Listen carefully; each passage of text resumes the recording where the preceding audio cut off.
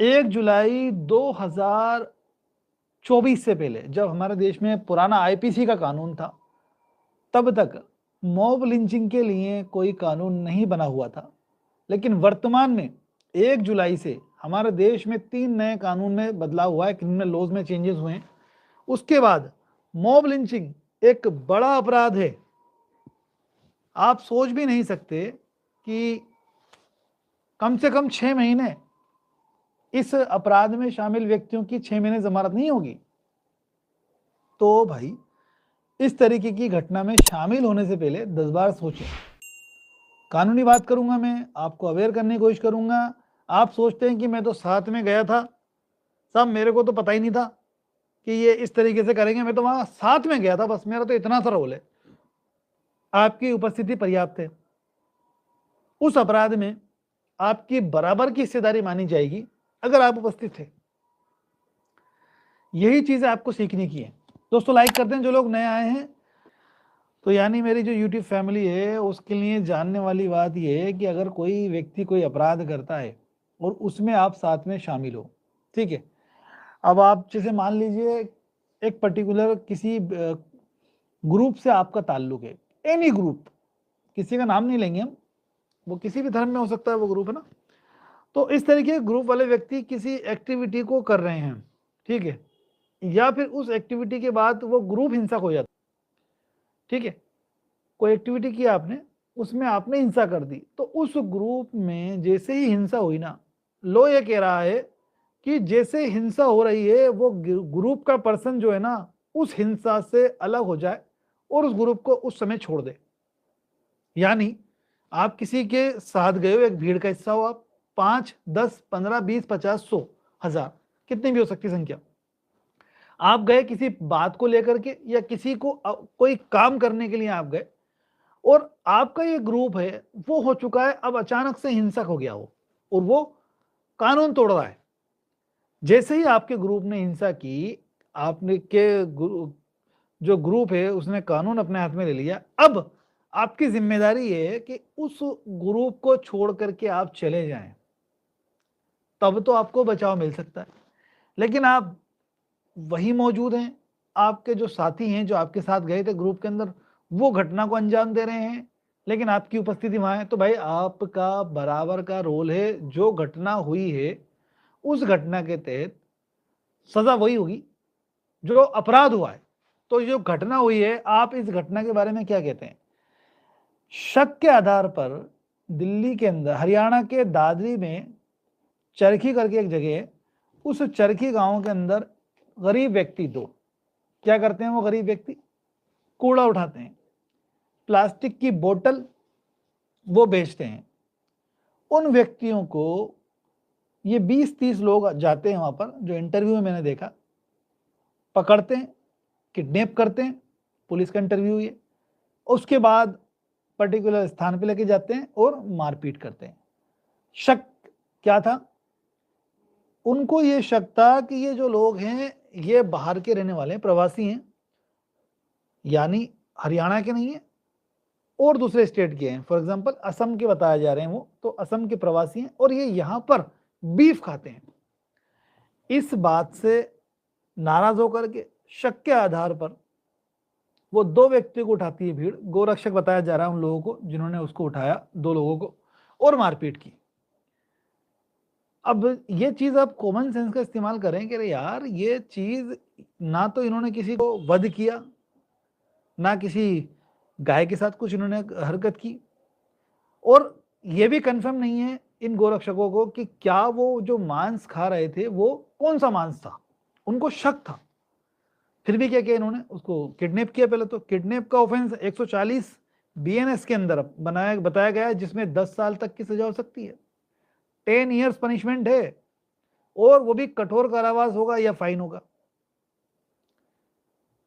सिर्फ किडनैप करने पे, अपहरण करने पे 140 बीएनएस के अंदर आपको ये सजा हो सकती है।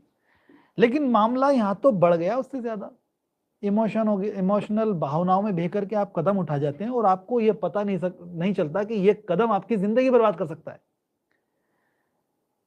यार अगर कोई चीज मार्केट में बिक रही है, मैं खरीद के लेकर के आ गया, ठीक है, तो सबसे पहले तो वो बंदा बेच रहा है उसको पकड़ना है हमें कि तू अगर कोई इलीगल चीज मार्केट में बिक रही है तो कैसे बिक रही है, इसकी जिम्मेदारी किसकी है, इस सिस्टम की है। सिस्टम कौन, पुलिस की।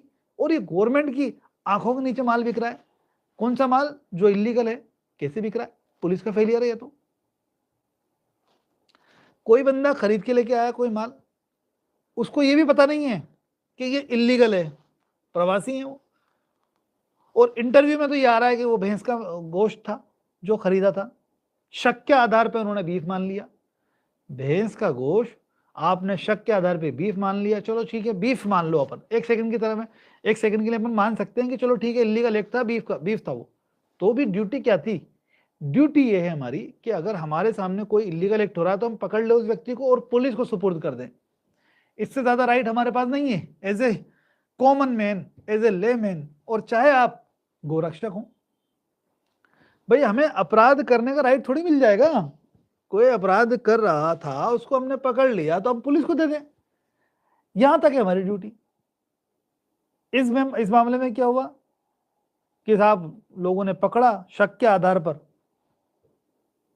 उन दो व्यक्तियों के साथ मारपीट की जो कि बिल्कुल गरीब तबके के लोग हैं, जो रोडों से कचरा उठा करके, प्लास्टिक उठा करके, प्लास्टिक की बोतलें, लोहा ढूंढ करके जो व्यक्ति अपना जीवन यापन कर रहा है, उनको मार के हमें क्या मिलेगा यार। लॉ को ब्रेक करते हैं, काम करना पुलिस को था, गोरक्षक खुद कानून अपने हाथ में लेते हैं और कानून तोड़ देते हैं।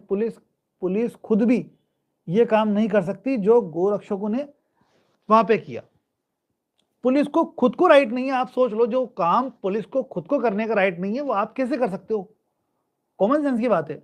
यानी आप बेवकूफ हो, आपसे पुलिस इस तरीके का काम करा रही है, या जो नेता जो आपको इस्तेमाल कर रहे हैं वो इस तरह का काम कर रहा है, जो क्राइम है जो पुलिस खुद भी नहीं करना चाहेगी, आप कर रहे हो बेवकूफ बन करके। अब जाना पड़ेगा जेल, और अब नहीं मिलने वाली बेल, क्योंकि कानून बड़ा सख्त बना दिया है गवर्नमेंट ने। इतना सख्त कानून बना दिया गवर्नमेंट ने कि दांतों तले लोहे चबाना पड़ेंगे तब जमानत होगी अब इस केस के अंदर। क्या समझ रहे हो आप? ये मामला जो बनता है, पुलिस ने एफआईआर दर्ज की 103 में, 103 का सबसेक्शन 1 में, जबकि मामला जो बनता है वो 103 का सबसेक्शन 2 का बनता है। 103 का सबसेक्शन 1 क्या है भाई?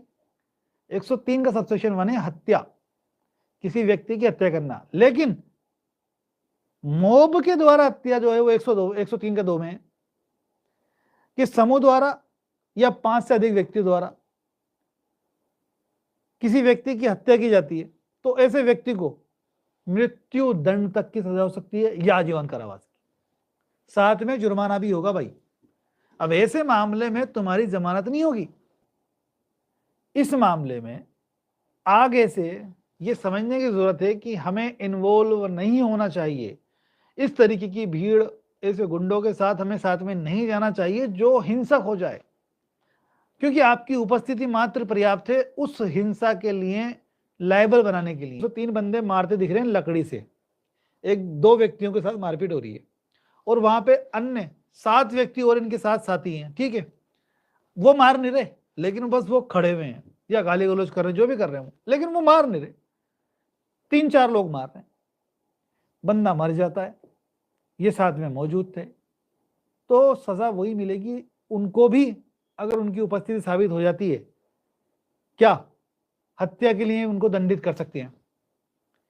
61 बीएनएस का जो बताती है कि आपराधिक षड्यंत्र में शामिल थे आप, आपने घटना को अंजाम दिया, और 190 190 बीएनएस जो बताती है कि विधि विरुद्ध जमाव का अगर आप सदस्य हो ना तो पर्याप्त थे आपका उस अपराध में शामिल करने के लिए, प्लस वही सजा मिलेगी जो अपराध हुआ है। अपराध क्या हुआ है? एक व्यक्ति की जान गई है, आपकी उपस्थिति थी उस ग्रुप के अंदर, आपको भी मृत्युदंड की सजा हो सकती है, आजीवन कारावास की सजा हो सकती है, या दोनों हो सकती है। तो फिर भी कोई कंफ्यूजन है तो आप कमेंट करके सवाल कर सकते हैं। वीडियो अच्छा लगा है तो लाइक करें, शेयर करें। ऐसे ही नॉलेजेबल वीडियो हमारे चैनल पे आते रहते हैं, इसलिए चैनल को जरूर सब्सक्राइब करना है। Thank you.